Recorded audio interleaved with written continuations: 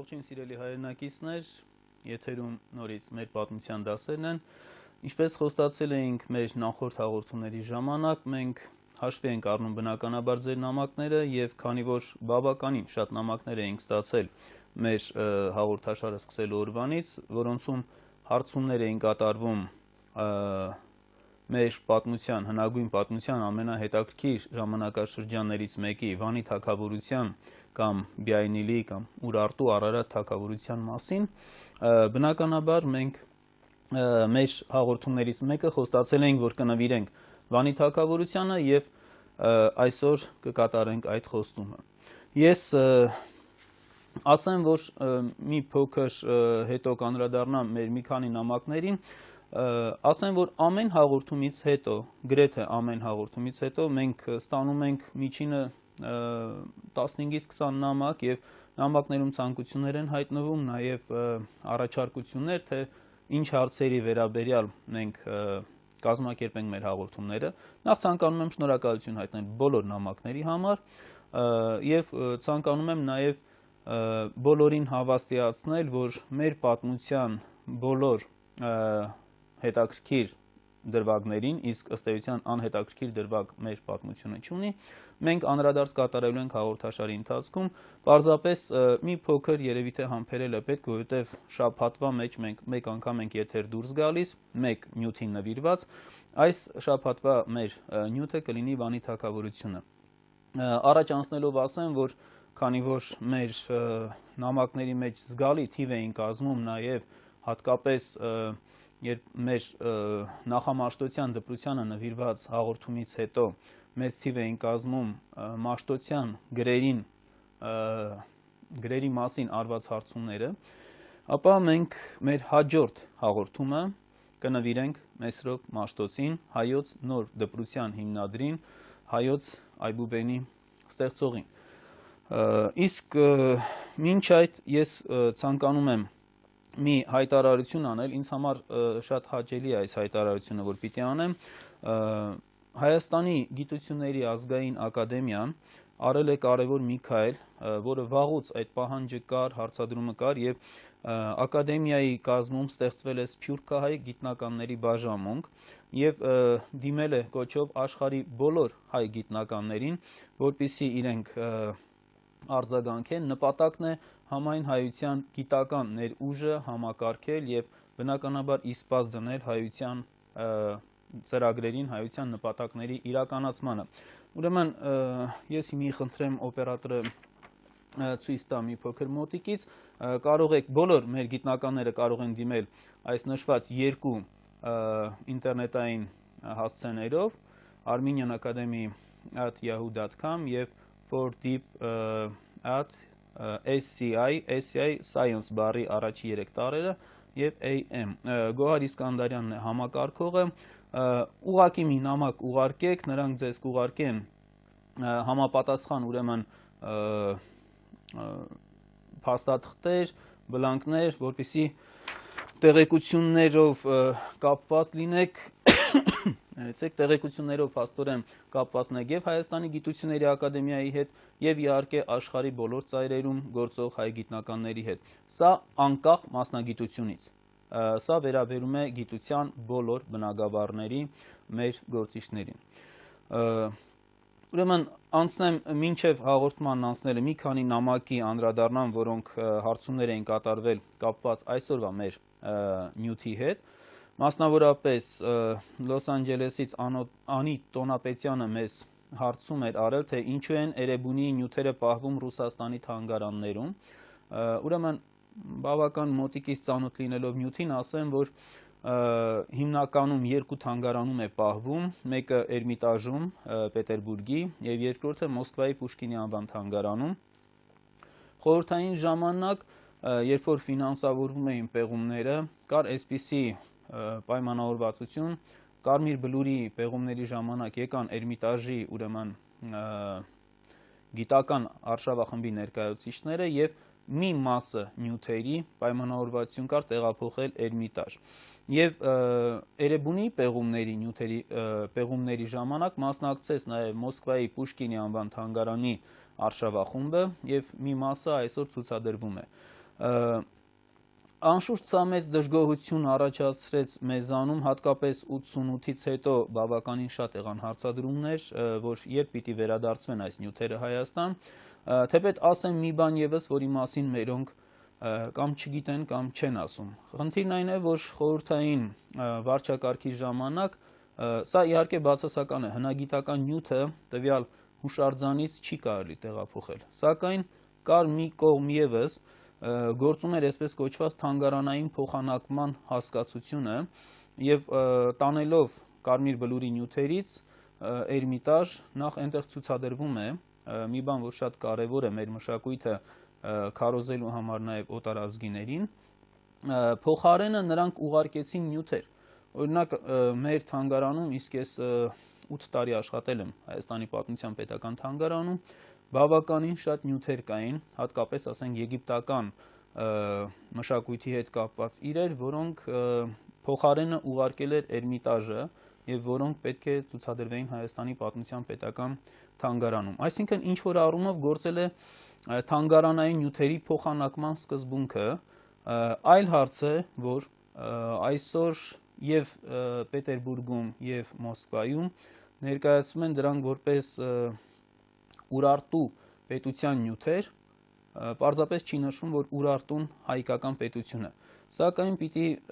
այսօրվա հաղորդման մեջ հատուկ անդրադարձ կատարենք այս խնդրին, որովհետև Ուրարտուի հայկականությունը դեռևս համաշխարհային ճանաչում չի գտել, դեռևս հատկապես արտասահմանյան շատ ուսումնասիրողների մոտ կամ տարակուսանք է հայտնվում այդ հարցի հետ կապված, կամ այսպես հարցը թողնում են առկախ։ Ուրարտուն հայկական է, թե հայկական չէր։ Մեր հաղորդման ընթացքում նախ առաջին մասում կներկայացնենք Վանի թագավորության քաղաքական պատմությունը, երկրորդ մասը ամբողջությամբ կնվիրվի Վանի թագավորության էթնիկ բնութագրման խնդրին։ Մեկ ուրիշ նամակ Թաքուի Բասմաջյանը կրկին Լոս Անջելեսից հարցնում է Մուսասիրի տաճարի մասին եւ հարցնում թե որտեղ կա տաճարի հատակագիծը։ Ասեմ, որ հատակագիծը մենք չունենք։ 714 թվականին, երբ որ Սարգոն II Ասորեստանի արքա արշավեց Վանի թագավորության դեմ, թալանեց Մուսասիրի տաճարը եւ հետո իր ամբողջ արշավանքի պատմությունը ինքը ներկայացնում է իր մայրաքաղաքի դարպասներին, գիտության մեջ դրանք հայտնի են Բալավաթյան դարպասներ անվամբ, եւ այնտեղից մենք ունենք պատկերը Մուսասիրի տաճարի եւ պատկերի հիման վրա փորձ է արվել վերակազմություն մակետը ստանալու, որը մեր հաղորդման ընթացքում մենք այսօր ցույց կտանք, երբ որ կհասնենք այդ ժամանակաշրջանին։ Ուրեմն 3 մեր նամակագիրներ, հեռուստադիտողներ իրարից անկախ բնականաբար, մեկը Սարմեն Շահիջանյանը Թեհրանից ուրարտացիների լեզվի մասին էր հարցումը կատարել դեռ մի քանի շաբաթ առաջ գրված նամակում։ Նման հարց է քննարկում Մայինցից, Գերմանիայից մեր այսպես մշտական հեռուստադիտողներից Արամ Մկրտչյանը եւ նույնպիսի հարցում անում է մեր էլի մշտական ունկնդիրներից մեզանում բավականին սիրված երգիչ Ներսիկ Իսպիրյանը, որը ներկայումս բնակվում է ԱՄՆ-ում։ Մենք ուրեմն արդեն ասացի, որ հաղորդման երկրորդ մասը նվիրելու ենք Վանի թագավորության էթնիկ բնութագրման խնդրին, հետևաբար լեզվական հարցերին մենք անդրադառնանք հենց այսօրվա հաղորդման երկրորդ կեսում։ Ուրեմն այսքանը նամակների հետ կապված եւ անցնենք մեր այսօրվա բուն նյութին, որպեսզի ժամանակը հերիքի, որովհետեւ մենք բավականին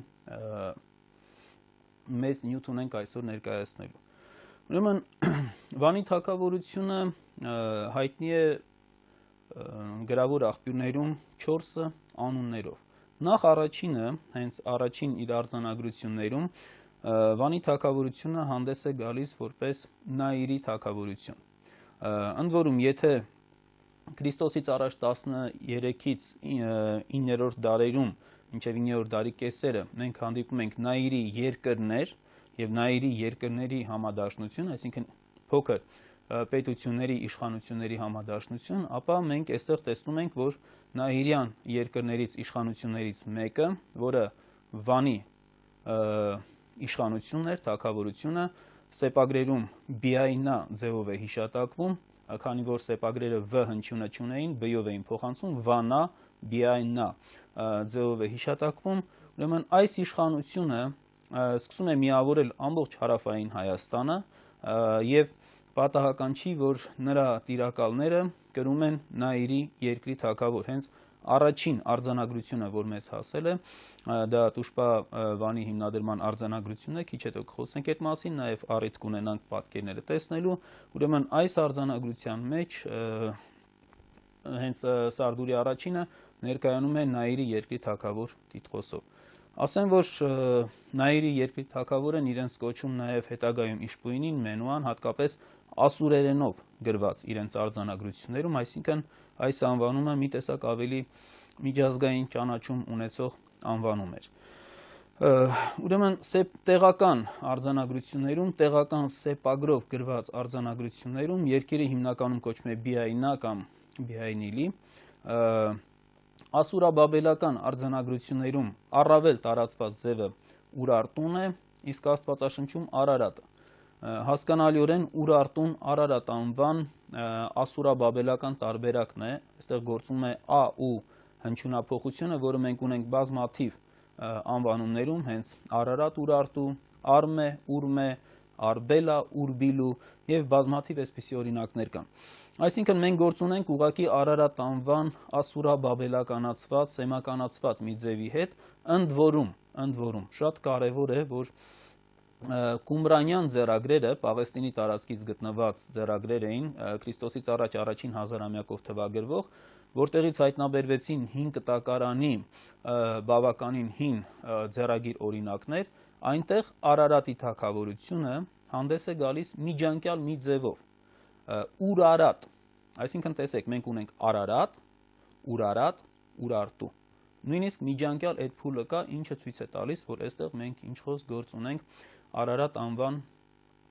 ասուրաբաբելական լեզվական միջավայրում կատարված հնչյունափոխության հետ։ Ընդ որում, քանի որ այս տերմինի մասին խոսեցի, ես մի անգամից ասեմ եւ որպեսզի հետո նորից առիթ անհրաժեշտություն չունենամ անդրադառնալու, Ուրարտու տերմինը, սա Հայաստան անվան համարժեքներից մեկն է։ Ցավոք սրտի, վերջի մոտ 20-30 տարվա ընթացքում մեզանում այսպես անառողջ մի բանավեճ ծավալվեց Ուրարտուի հայկականության եւ ոչ հայկականության եւ ծայրահեղ մոտեցումներ եղան, նույնիսկ այսպիսի մոտեցում ձևավորվեց, որ եթե դու ասում ես Ուրարտու եղել է, ուրեմն դու հակահայկական տրամադրություն ունես։ Երբ որ երբեմն այսպես իհարկե դա գրագետ մոտեցում չի, երբ որ ինձ հարցնում էին Ուրարտու եղել է թե չի եղել, ես պատասխան հարց էի միշտ տալիս, Արմենիա եղել է թե չի եղել։ Ուրարտուն դա Հայաստանին տրված անվանումներից մեկն է եւ իր տակ էթնիկական այլ միավոր չի ենթադրում։ Եվ որպեսզի սա ավելի հստակ լինի, ես ասեմ ձեզ, որ Վանի թագավորության անկումից հետո բավականին երկար բոլորիդ հայտնի է դեռ դպրոցական դասագրքերից, օրինակ Բեհիստունյան արձանագրության մեջ, որը 522-20 թվականների ապստամբությանն է վերաբերում, Հայաստանը եռալեզու արձանագրություն է, 3 լեզուներում կոչվում է ուրեմն պարսկերենում Արմինա, էլամերենում Հարմինույա, որ Արմենիա անվան տարբերակներից մեկն է, բաբելերենում Ուրարտու։ Եվ սա շարունակվում է նաև հետագայում, ասենք Դարեհ երկրորդի օրինակ 415 թվականին գրված արձանագրության մեջ մենք էլի տեսնում ենք պարսկերեն բաժնում Արմինա, բաբելերենում Ուրարտու։ Ավելի ուշ նրա ժառանգներից ուրեմն Արտաքսերքսես երկրորդի արձանագրության մեջ, որը արդեն Քրիստոսից առաջ 4-րդ դարի առաջին կես է, նրա արձանագրություններում մենք տեսնում ենք, որ կրկին հայերը պարսկերեն բաժնում կոչվում են արմինացիներ, երկիրը Արմինա, իսկ բաբելերենում երկիրը կոչվում է Ուրարտու, հայերը կոչվում են ուրարտացիներ, այսինքն Ուրարտու անվան տակ ոչ հայկական որևէ բան ենթադրել պարզապես չի կարելի։ Արարատ անունը ինքնըստինքյան պարզ է արդեն եւ անցնենք մենք մի փոքր ավելի քաղաքական պատմությանը։ Ուրեմն Քրիստոսից առաջ 880-ից 870-ական թվականներին է, որ առաջին անգամ ասորեստանյան աղբյուրներում հանդես է գալիս Ուրարտուն որպես մեկ պետականություն։ Ընդ որում հետաքրքիր է ինչը։ Այդ թվականներին 880-70-ական հայկական լեռնաշխարհի հյուսիսում հիշատակվում է Ուրարտուն, հարավում հիշատակվում է Նաիրին։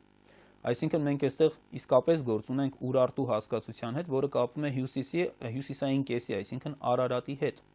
Եվ պատահական չի, որ երբ որ մայրաքաղաք Տուշպայի հիմնադիրը Սարդուրի առաջինը կթողնի իր արձանագրությունները ասուրերեն լեզվով, իրեն կկոչի Նաիրի երկրի արքա եւ ոչ թե Ուրարտուի արքա։ Ընդ որում իրենց թողած արձանագրություններում անընդհատ իրենց կոչում են կամ Նաիրի երկրի արքա կամ Բիայնիլի երկրի արքա, այսինքն Վանի արքա, Վանի տիրակալ։ Ուրեմն 859-ից 843 թվականների ընթացքում 3 անգամ ասորեստանյան աղբյուրներում հիշատակվում է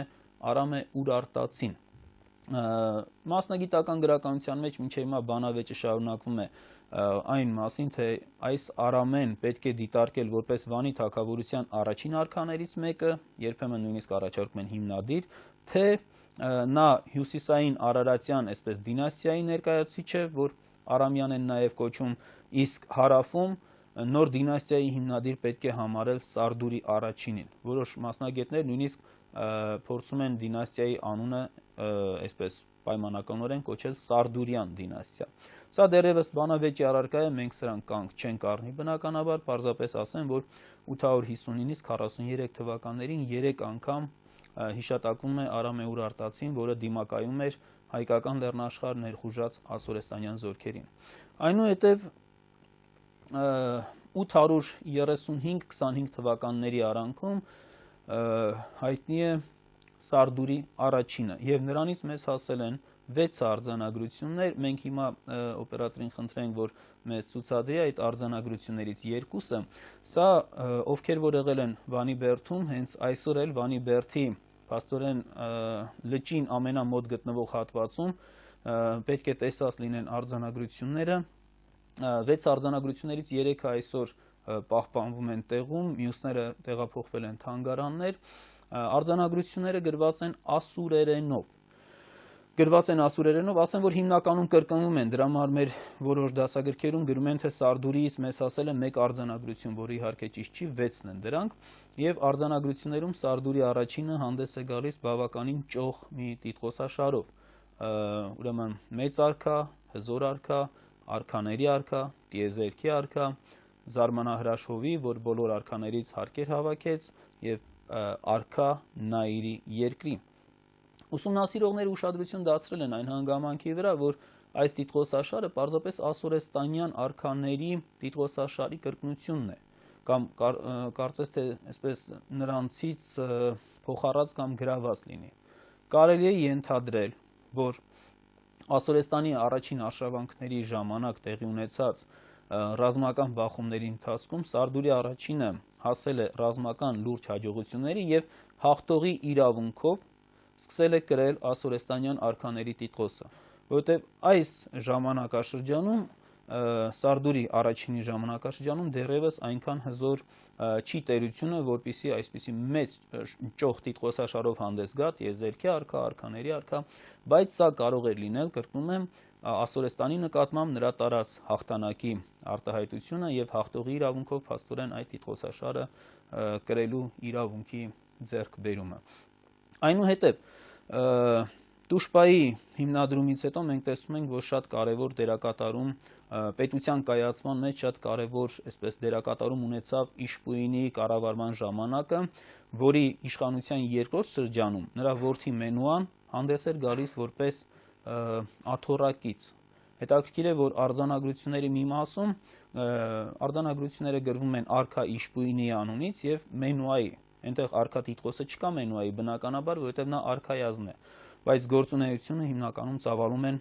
միաժամանակ։ Եվ այստեղ շատ կարևոր է նշել Իշպույինիի եւ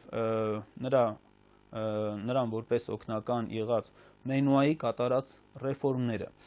Ռեֆորմները մի քանի այսպես բնագավառ ընդգրկեցին ռազմական ռեֆորմը։ Ես հիմի խնդրեմ մեր օպերատորը, ուրեմն կներեք, սպառազինության մեջ շատ կարևոր դերակատարում ունեցավ ամբողջ սպառազինության այսպես նորացումը եւ հիմի հաջորդ կադրը մենք որ կտեսնենք հետաքրքիր մի այսպես վերակազմություն է գերմանացի գիտնական Ուրսուլա Զայդելը փորձել է վերակազմություն անել, թե ինչպիսի տեսք պետք է ունենային, ինչպես էին հագնում նրանք սաղավարտը և այդ զրահաթիկնոցը և Վանի զինվորները, մոտավորապես Վանի տերության զինվորները ինչպիսի տեսք պետք է ունենային։ Երկրորդ կարևորագույն, այստեղ երկրորդը պայմանական ասեմ, որովհետև հերթականությունը կարևոր չի, կարևորագույն բարեփոխումը անշուշտ կրոնական բարեփոխումն էր։ Հիմի մենք կդիտենք Մեհերի դռան արձանագրության կադրերը և սա ձեզ բավականին ծանոթ ուրեմն տեսարան է։ Մեհերի դռան վրա արձանագրված է Վանի թագավորության ողջ դիցարանը։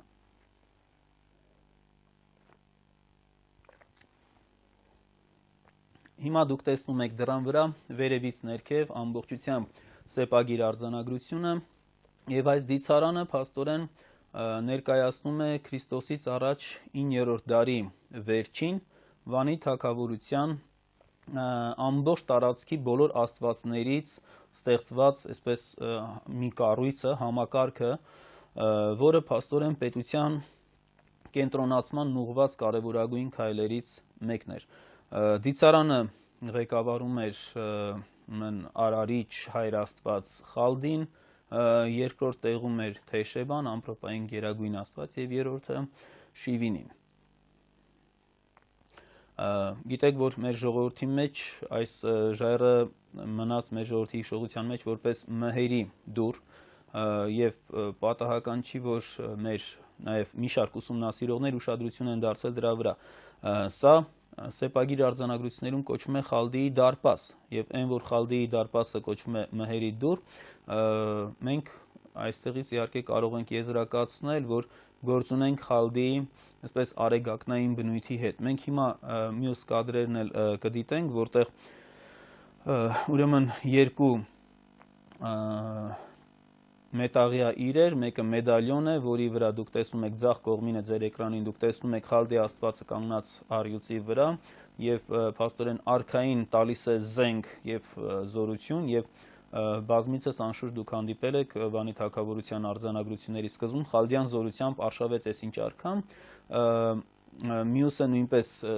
Խալդիին էր վերաբերում, և այս երկրորդը գտնված է արծքեից, սա երկրորդ գերագույն աստված Թեշեբայի պատկերն է։ Այժմ այս քարերը և կողքը դուք տեսնում եք գծագիրը հիմա գտնվում են Վանի թանգարանի բակում, և ովքեր որ եղել են Վանում, անշուշտ պետք է որ տեսած լինեն այս հրաշալի քանդակագործական նմուշը։ Հաջորդ բարեփոխումը գրայինն էր։ Դուք հիմա ձեր էկրանին տեսնում եք ձախ կողմում հիրոգլիֆիկ գրությամբ կավեսալիկ, իսկ աջ կողմում սեպագիր գրությամբ։ Ուրեմն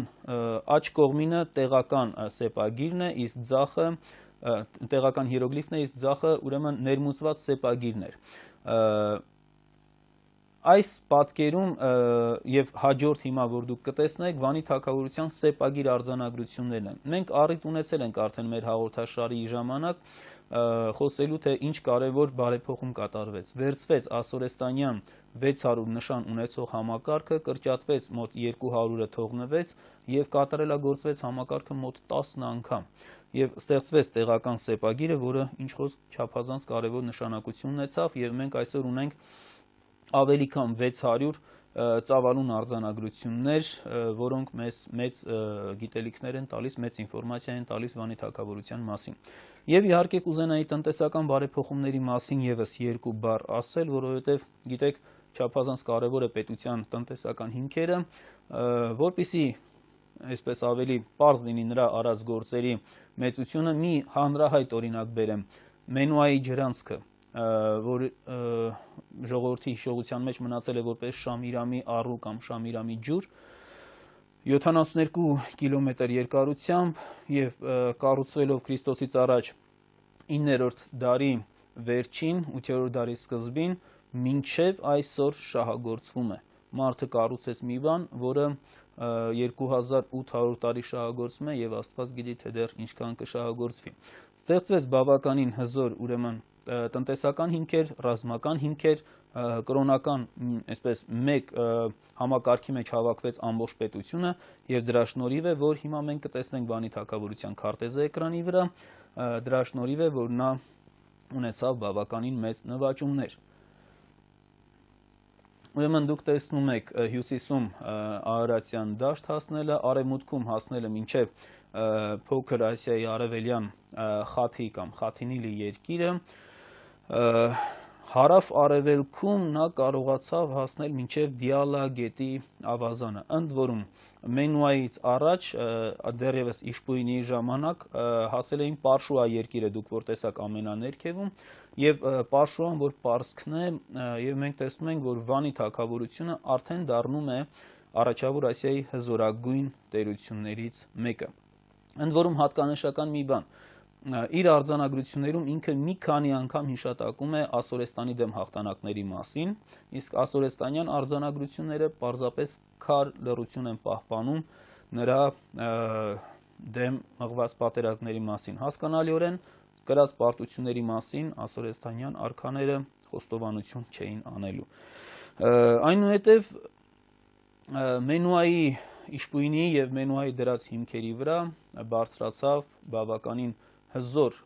դասական իմաստով հզոր մի աշխարհակալություն Մենուայի որդի Արգիշտի առաջինի կողմից։ Արգիշտի առաջինի մասին ինչ խոսք կարելի է շատ խոսել, մենք բարեբախտաբար ունենք Արգիշտի առաջինի թողած խորխորյան տարեգրությունը, որ հիմա մենք կտեսնենք պատկերը Վանի ժայռի վրա, մանրամասնորեն ներկայացում են նրա արշավանքները տարի առ տարի եւ իհարկե մենք տեսնում ենք, որ այդ արշավանքների շնորհիվ նա ստեղծեց բավականին հզոր մի պետություն։ Սա քարտեզն է։ Տեսեք, հյուսիսում նա հասավ Ջավախ, որը սեպագրում հայտնի է Զաբախա անունով, արևմուտքում անցնելով նաեւ Խաթինիլի երկիրը մտավ Թաբալ, աստվածաշնչյան Թոբել երկրի տարածքը, Կիլիկիայից հյուսիսում է գտնվում, հարավում շարունակեց ուրեմն նրա հաղթարշավները շարունակվեցին եւ հասան մինչեւ Բաբիլու քաղաքի երկիր, որը Բաբելոնն է, գիտեք, Բաբիլու հենց Աստծո դարպասներ, այսինքն ճիշտ հենց բաբելերեն անվանումն է բերվում արձանագրություններում։ Ֆանտաստիկ այս նվաճումները, որ պիտի շարունակվեին նաեւ նրա հաջորդի օրոք, բավական տպավորիչ են, սակայն ես այստեղ ավելացնեմ մի կարևոր բան եւս։ Մենք ունենք շատ կարևոր հնագիտական վկայություններ, որոնք ցույց են տալիս, որ Վանի թագավորությունը Արգիշտի առաջինի ժամանակ ոչ միայն ծավալվել է այդ նշված տարածքներում, որ դուք տեսաք քարտեզի վրա, այլ ունեցել է ազդեցության բավականին մեծ ոլորտներ։ Մասնավորապես Հյուսիսային Կովկասից, Աբխազիայի տարածքից եւ Ջավախից գտնվեցին մի շարք սաղավարտներ, մենք այդ սաղավարտներից մեկը հիմա կտեսնենք էկրանին, սաղավարտներ գտնվեցին նաեւ Իրանի հյուսիս-արևմտյան շրջաններից, նաեւ կենտրոնական արևմտյան շրջաններից, որոնք փակ դամբարաններ էին եւ ցույց էին տալիս, որ Վանի տիրակալները փաստորեն հասել են այդ շրջանները, քանի որ արձանագրություններով սաղավարտներ էին Արգիշտի անունով, իսկ նման սաղավարտներ կարող էին կրել զորավարները։ Եվ փաստորեն մենք տեսնում ենք, որ Վանի տերությունը Արգիշտի առաջինի ժամանակ իր ազդեցության ոլորտներով չափազանց մեծ էր։ Փաստորեն տեսեք, վերևում Հյուսիսային Կովկասից, մինչև ներքևում Պարսից ծոց, Բաբելոնյան պետությունը եւ արևելքում Պարսկաստանի կենտրոնական շրջաններից մինչև արևմուտքում Փոքր Ասիայի համարյա կենտրոնական շրջանները Թաբալ կամ աստվածաշնչյան Թոբել երկրի տարածքը։ Այս աշխարհակալության ժամանակ էր նաև, որ Արգիշտի առաջինը հիմնեց Էրեբունին, մեր այսօրվա մայրաքաղաքի հիմքը, եւ մենք հիմա մի փոքր տեսանյութ նայենք նվիրված Էրեբունի թանգարանին եւ վերադառնանք մեր նյութին։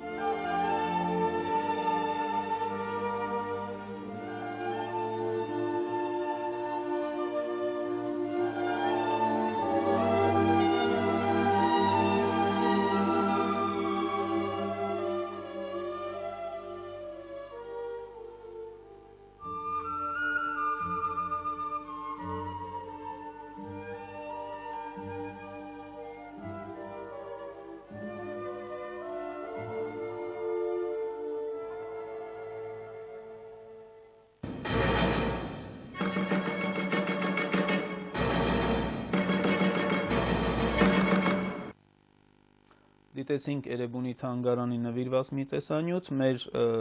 թեպետ այսպես տարածքի առումով փոքրացավալ, բայց ամենաճաշակով, ամենահետաքրքիր թանգարաններից մեկը, որ կարծում եմ մեր հայրենակիցները Հայաստանում լինելով անպայման այցելել եւ տեսել են։ Շարունակենք, ինչի համար ընդմիջեցինք, որովհետև ցանկացա, որ մի փոքր այսպես Արգիշտի առաջինի ժամանակվա նյութական մշակույթին նաև հաղորդակից լինենք, նյութական մշակույթից մեզ մնացած իրերի տեսքով, որից հետո ուզում եմ շարունակել եւ խոսել Սարդուրի երկրորդի Արգիշտի առաջինի որդու մասին, որը բավական հզոր մի տիրակալ էր եւ պիտի ասել, որ Վանի թագավորության սահմանները ամենամեծ ընդգրկում ունեցան հենց նրա ժամանակ։ Տեսեք, Արգիշտի առաջինը փորձում է գրավել Բաբելոնը, շրջանցում է Ասորեստանը արևելքից եւ գրավում է հարավում Բաբելոնը։ Նպատակը լիակատար շրջապակման մեջ վերցնելն էր, որը մենք տեսնում ենք փորձում է իրականացնել Սարդուրի երկրորդը։ Հիմա մենք կդիտենք Սարդուրի երկրորդի ուրեմն քարտեզը, տեսեք, երկրորդ անգամը լինելով նա կրկին արշավեց եւ գրավեց Բաբելոնը։ Այնուհետեւ հյուսիսում հասավ Կուլխա երկիր, Կոլխիդա, հետագայի եւ դուրս եկավ Սև ծովի ափ։ Այնուհետև արշավանքը շարունակեց արևմուտք եւ Ռուիշանի երկիրը Դամասկոսի թագավորությունը գրավեց ու փաստորեն ստեղծեց 4 ծովերի տերություն։ Սա զարմանալի մեծ մի աշխարհակալություն էր եւ հաջորդ քայլը պետք է լիներ Եփրատի ավազանով դեպի Բաբելոն հասնելը, որով Ասորեստանը լիակատար շրջափակման մեջ կընկներ եւ Ասորեստանին կմնային ուղակի հաշված օրեր։ Դա տեղի չունեցավ, սա Մուսասիրի տաճարն է, քիչ հետո կանդրադառնանք սրան, ուրեմն տեղի չունեցավ, ինչի համար 743 թվականին Քրիստոսից առաջ Թիգլատ-Պալասար երրորդը, որ նոր է 2 տարի է, որ իշխանության էր եկել, բավականին օժտված անձնավորություն է պիտի խոստովանել, կարողացավ ռեֆորմի ենթարկել ասորեստանյան բանակը, ընդ որում Վանի թագավորության բանակի սկզբունքներով։ Այսինքն են թշնամու դեմ թշնամու զենքով գործելու հոգեբանություններ աշխատում եւ կարողացավ 743 թվականին կասեցնել Եփրատի ավազանով Սարդուրի երկրորդի արշավանքը դեպի Բաբելոն, Արպադ քաղաքի մոտ, այսօրվա Սիրիայի տարածքում է գտնվում,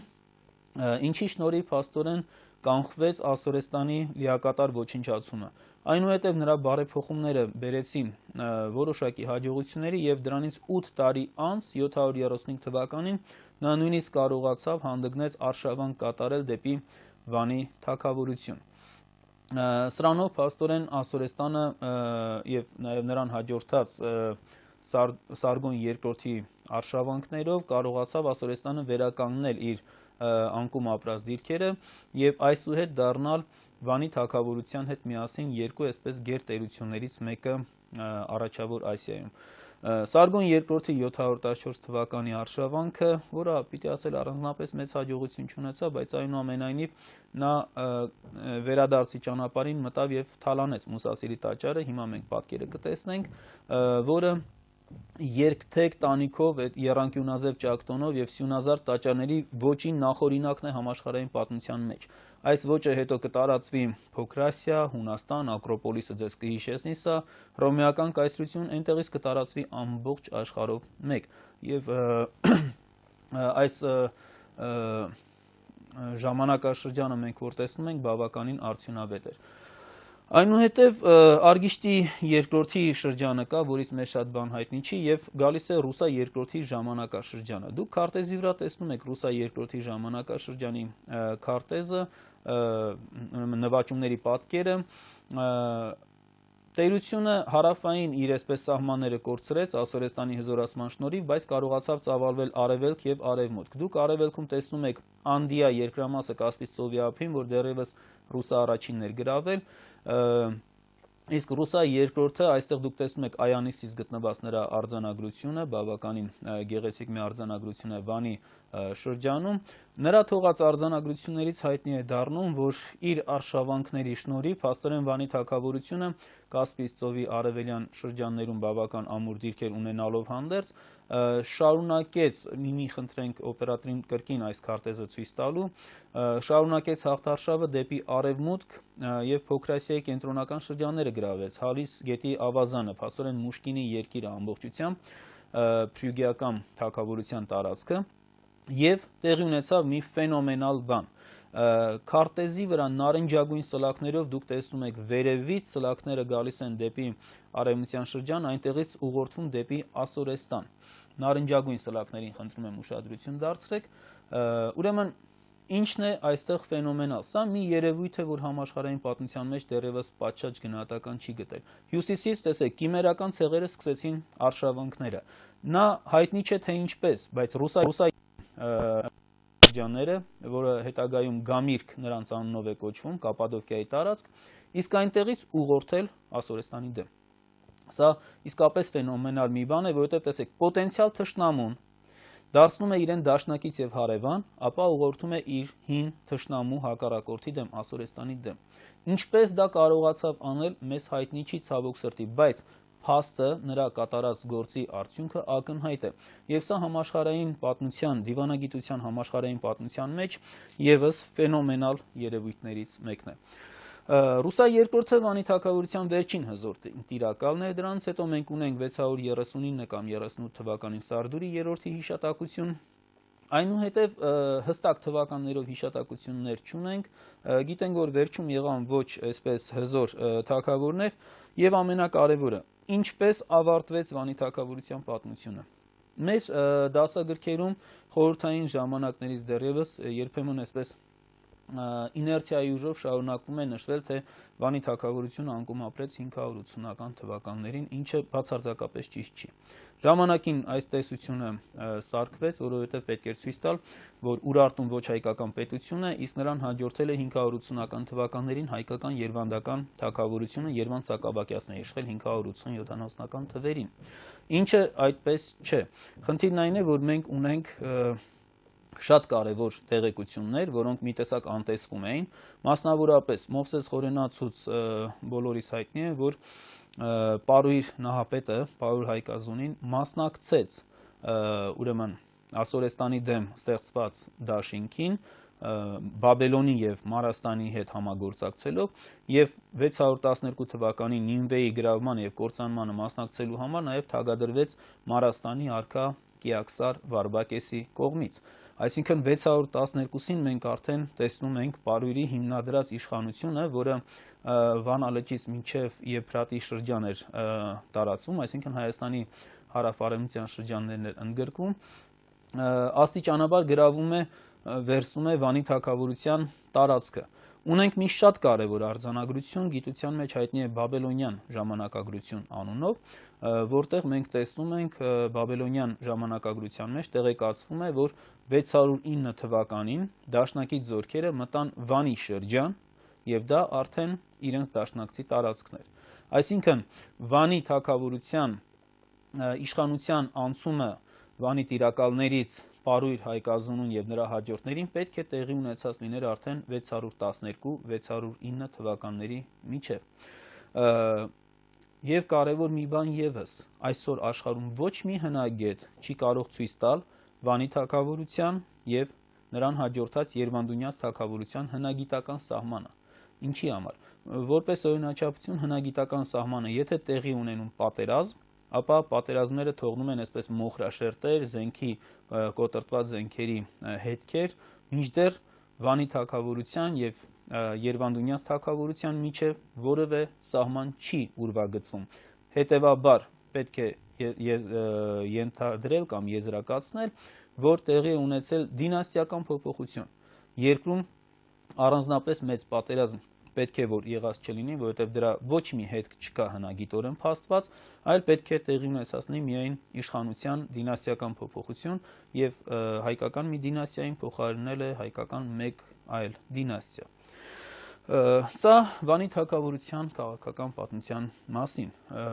եւ անդրադառնանք շատ կարեւոր մի խնդրի, որ անընդհատ հարցադրումներ արվում են, մեր նամակների մի մասն էլ հենց նվիրված էր դրան, Վանի թագավորության էթնիկ բնութագրի խնդրին։ Ուրեմն 19-րդ դարի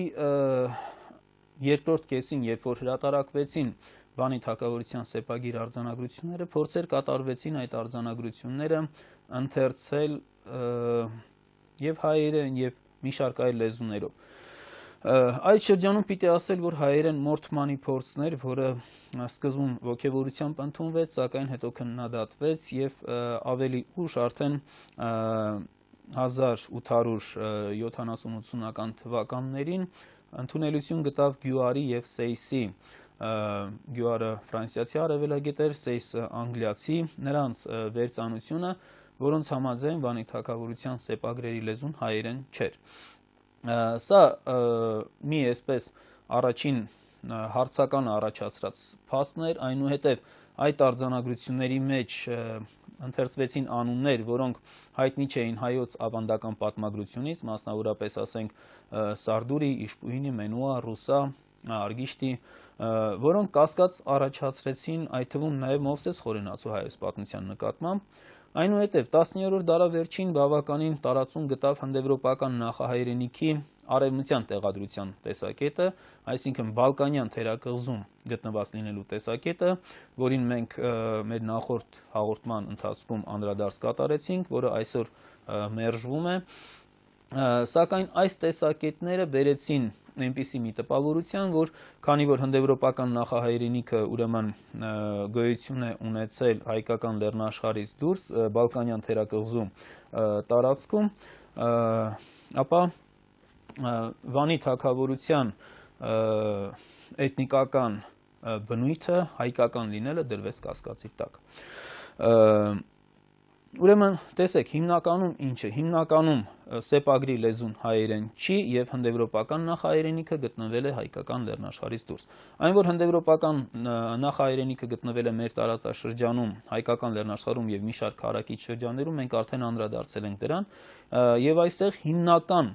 փաստարկը Վանի թագավորության ոչ հայկականության, այսպես ասած, ոչ հայկականության տեսության մնում է սեպագրերի լեզվի խնդիրը։ Ասեմ, որ սա լուրջ մոտեցում չի, մի պարզ օրինակ բերեմ, օրինակ, եթե մենք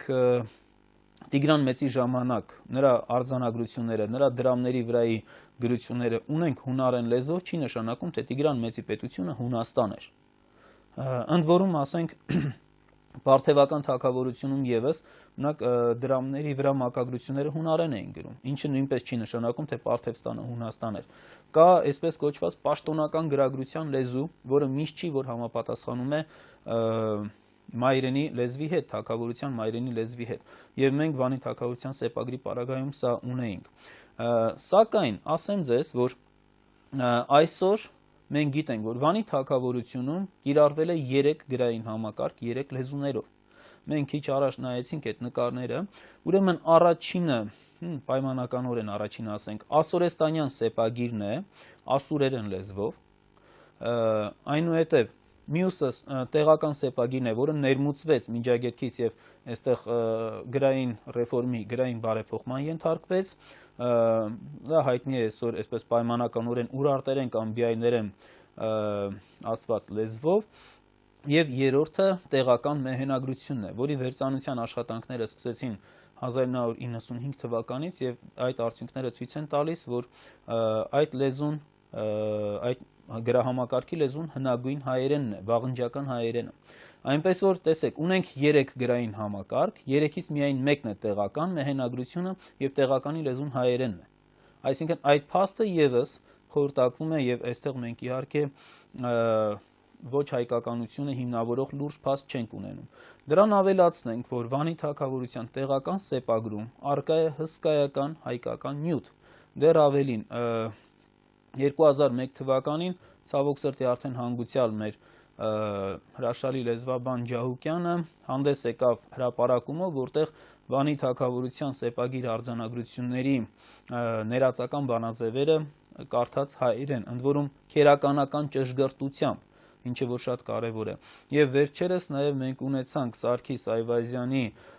2 պրակով հրատարակությունը Վանի թագավորության սեպագիր արձանագրությունները, որտեղ ինքը անդրադարձ է կատարում ամբողջ ուրեմն Վանի թագավորության սեպագրերը հայերեն ուրեմն կարդալու այս ամբողջ պատմությանը, բոլոր փորձերին եւ ինքը իր կողմից անում է նոր այսպես քայլեր Վանի թագավորության սեպագրերի հայերեն կարդալու, սեպագիր արձանագրությունները հայերեն կարդալու ուղղությամբ։ Ուրեմն հայկականության փաստարկները ես շատ արագ ասեմ։ Տեսեք, Վանի թագավորության դիցարանը, դասական հնդեվրոպական դիցարանը, 3 գերագույն աստվածներով դիցարանը ունի եռամաս կառուցվածք, այսինքն եթե մենք ունենանք աստվածների անունները եւ ուզենանք արհեստական ստեղծել մի այդպիսի հնդեվրոպական հայկական դիցարան, ավելի լավը չեն կարող ստեղծել։ Ուրեմն դասական հնդեվրոպական դիցարան կա։ Արքայանունները իրենք ամբողջը հնդեվրոպական են, թեպետ անունները դնենք մի կողմ, որովհետև անունները կարող էին ներմուծված լինել։ Այնուհետև շատ կարևոր է 714 թվականին, որը արդեն թագավորության սկզբնավորումից 1.5 դար էր անցել, Սարգոն II-ը, երբ որ մտնում է Վանի թագավորության տարածք, արքունի ոստան է մտնում, Արամալի երկիրը, եւ այնտեղ հիշատակվում է 11 տեղանուն։ 11-ից 8-ը ստուգաբանվում է հայերեն։ Այն 3-ը ստուգաբանություն չունեն պարզապես։ Տեսեք, այսինքն թագավորության սկզբնավորումից անցել է 150 տարի, եւ եթե իրենք չլինեին իշխողները, արքայատոհմը չլիներ հայկական, ապա հենց եթե հեռավոր տարածքները չեմ ասում, արքունի ոստանի անունները գոնե, իրենց բնակավայրերի անունները պետք է փոխած լինեին իրենց լեզվով։ Մինչդեռ մենք տեսնում ենք 11-ից 8-ը հայերեն է,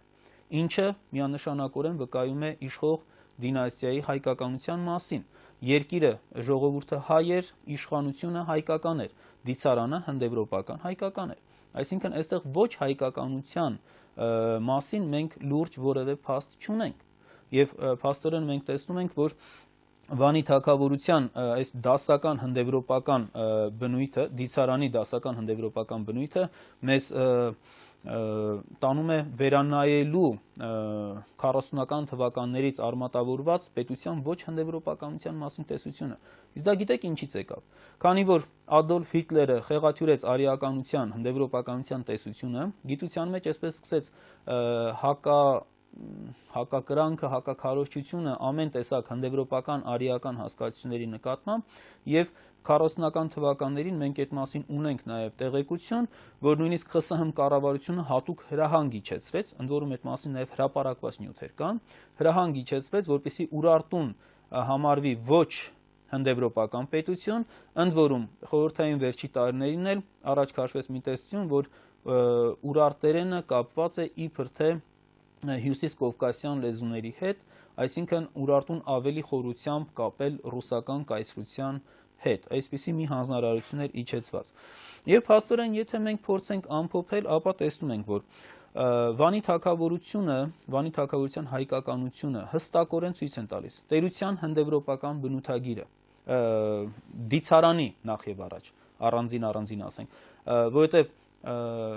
ոչ հայկական պետությունը չէր կարող ունենալ հնդեվրոպական հայկական դիցարան։ Այնուհետև երկրորդը, որ շատ կարևոր է, ստուգաբանված տեղանունների, այդ թվում արքունի ոստանի տեղանունների հայկական լինելը, բնիկ հայկական ընդ որում լինելը։ Այնուհետև, որ շատ կարևոր է, 3 գրային համակարգեր են կիրառվում, 3-ից մեկն է տեղական հայալեզու է, իսկ մյուսը, որ ներմուծված եւ տեղում փոփոխության է ենթարկված, մեծ քանակությամբ հայերեն բառեր ունի, չի բացառում, որ հետագա ուսումնասիրությունները ցույց տան նաեւ դրա հայալեզու լինելը։ Եվ ի վերջո շատ կարևոր է մեզ համար մի կարևոր հարց, որ էթնոսի շահերն էր ներկայացնում այս պետությունը, որովհետեւ կարող է պետության իշխող խավը դինաստիան լինել օտար, ինչպես ասենք Արշակունիները Հայաստանում, կամ ասենք հայկական դինաստիան Բյուզանդիայում, սակայն պետությունը ներկայացնում է իր էթնոսի շահը, Վանի թագավորությունը ներկայացնում էր միայն եւ միայն հայ էթնոսի շահը,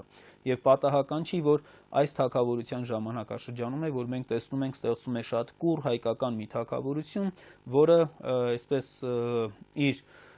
հետագա ավելի քան 1000 տարի հայկական թագավորությունը շարունակում է մեծ ընթացք ունենալ։ Այսքանով մենք ամփոփենք այս նյութը,